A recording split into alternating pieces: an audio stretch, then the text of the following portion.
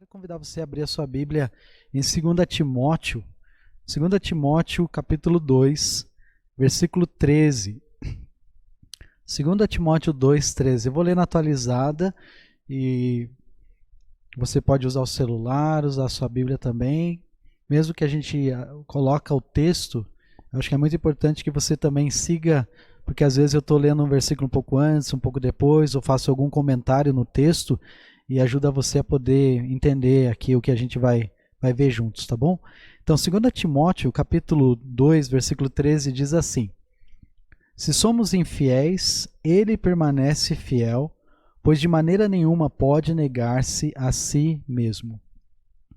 Deixa eu dar um pouquinho de contexto aqui dessa expressão que o apóstolo Paulo está escrevendo. É a segunda carta, ele está falando com Timóteo. Timóteo é um pastor que no coração de Paulo é praticamente como um filho.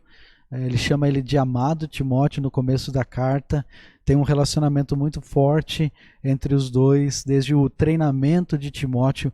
Lembra que nos dias do apóstolo Paulo não tinha o seminário, mas ele era treinado diretamente junto, né? Ficava junto como aprendiz, seguindo os passos do apóstolo Paulo, aprendendo da doutrina, aprendendo na prática o ministério. Então havia não só a dinâmica do estudo, do conhecimento, mas até mesmo da prática da vida, do dia a dia.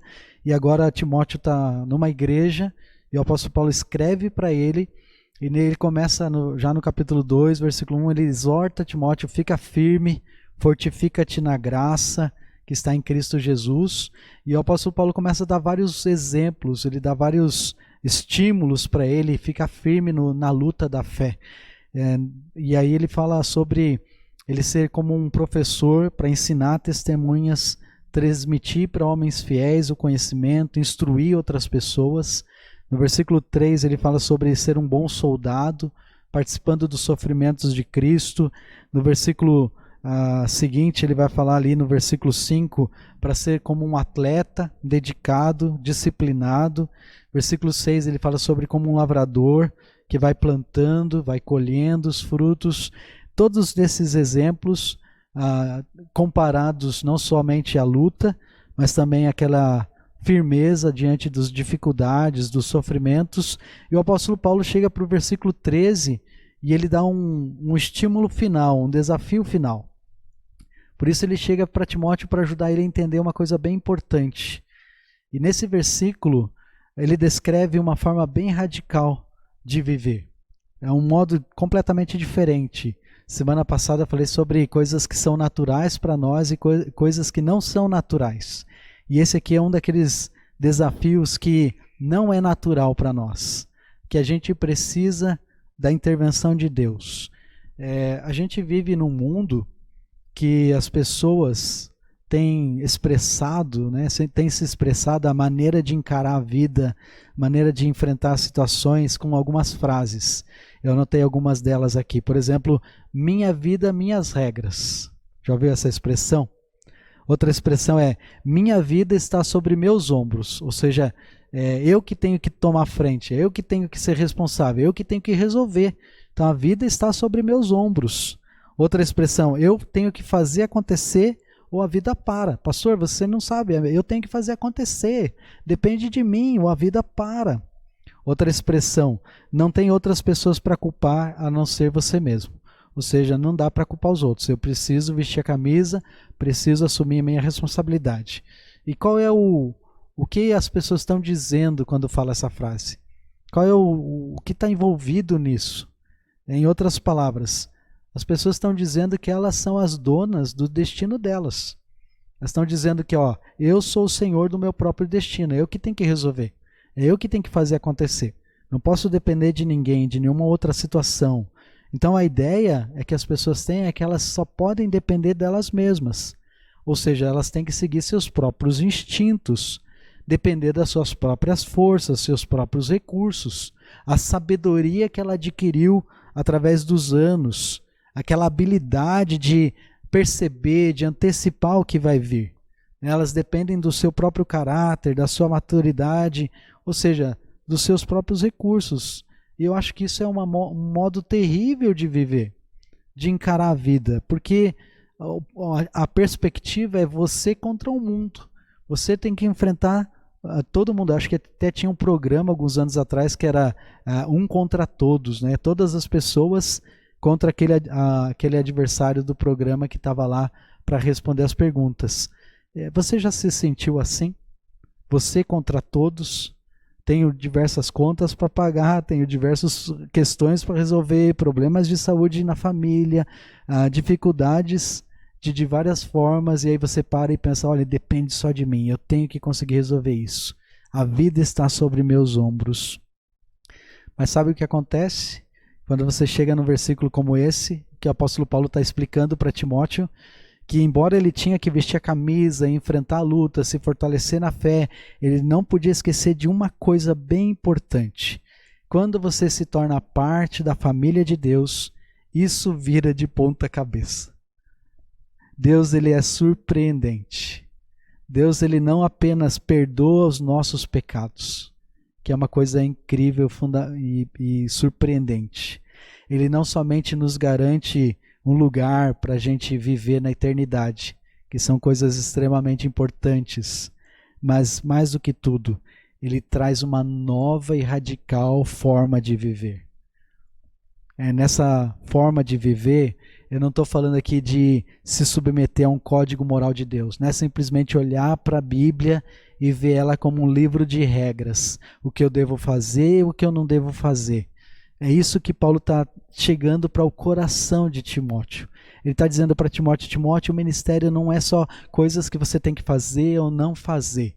Não é só sobre regras, não é ser um fariseu, como eu fui um fariseu, Paulo dizendo para Timóteo. Não é viver a vida debaixo das regras da lei, embora a Bíblia nos dá princípios de vida, de ação, de atitude, mas não é isso que é o que nos motiva.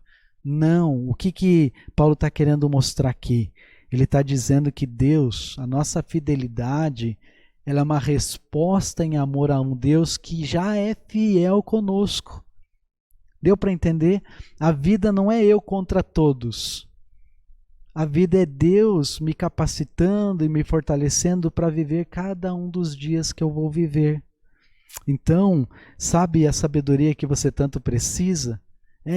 Aquela compreensão para as decisões não é do suas próprias forças. É Ele quem vai te dar sabedoria. Lembra de Tiago, quando ele fala, se você tem necessidade de sabedoria, peça a Deus. Aquela sabedoria emergencial, você precisa tomar uma decisão, você precisa de uma ação e você precisa da ajuda de Deus naquele momento. Deus está pronto para lhe dar. Talvez você precise daquela força, daquela graça para aquele problema que você está dia a dia enfrentando, e Deus, ele vem e age em favor para o nosso bem. É Deus que se compromete na sua palavra, é um compromisso dele, é uma aliança que Deus fez. Deus, ele é fiel, a sua natureza fiel. Então pense um pouco sobre isso, pense um pouquinho sobre essa fidelidade de Deus, o Deus que criou o universo inteiro, o Deus que está no controle do nosso mundo nesse momento, de todas as coisas que acontecem, o Deus que é a definição de amor, que é verdade, que é o bem, aquele que sozinho teve o poder para destruir o pecado na cruz através da sua graça, é Ele que escolheu se envolver na sua vida. É Ele que escolheu envolver você nos seus braços de amor e proteção. E Ele não vai te abandonar. É Deus que assumiu esse compromisso. Então, meu amigo, minha amiga, meu irmão, minha irmã, para de ser você contra todo mundo. Para de tentar você vencer todos os inimigos sozinhos. Tire a sua vida de sobre os seus ombros, porque Deus colocou a sua vida nos ombros dele. Lembra desse versículo de Mateus 11, versículos 28 a 30? O apóstolo vai me ajudar aqui para a gente olhar juntos. Mateus capítulo 11, versículos 28 a 30. Jesus disse assim: vinde a mim todos vós que estáis cansados e sobrecarregados, e eu vos aliviarei. Tomai sobre vós o meu jugo E aprendei de mim, porque sou manso e humilde de coração, e achareis descanso para a vossa alma, porque o meu jugo é suave e o meu fardo é leve. Notou Jesus fazendo um apelo, um chamado para os seus discípulos, um chamado para nós, e ele repete, né? Venha até mim. Você está sobrecarregado, você está cansado, não lute sozinho. Eu vou aliviar você. Ele fala, toma sobre vós o meu jugo, aprenda de mim. Interessante que Jesus ele abre um aspecto do coração dele aqui. Ele fala, eu sou manso e humilde de coração. Jesus ele não está se vangloriando da humildade, mas ele está reconhecendo que ele é humilde. Ele diz, e achareis descanso para a vossa alma. Será que você não está tão cansado nesses tempos, já no dia 13 de janeiro, sabendo que há tanto para fazer, tantas coisas para enfrentar, porque você está tentando fazer isso tudo sozinho? Eu não estou dizendo que aqui não importa o modo como você vive. O modo como a gente vive é muito importante. O modo como a gente obedece ou até desobedece à palavra de Deus.